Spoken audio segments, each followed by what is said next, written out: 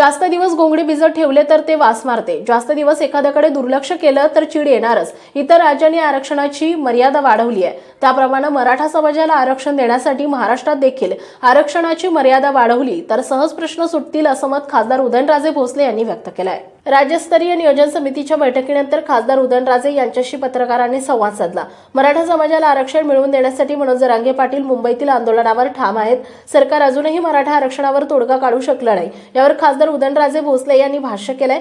उदयनराजे म्हणाले, इतर राज्यांमध्ये आरक्षणाची मर्यादा वाढवण्यात आली आहे. याची आठवण करून देत मराठा समाजाला आरक्षण देण्यासाठी महाराष्ट्रात देखील आरक्षणाची मर्यादा वाढवा, सहज प्रश्न सुटतील. 70 ते 72% आरक्षण होऊ द्या हाच पर्याय. पण जास्त दिवस घोंगडे भिजत ठेवलं तर ते वास मारते.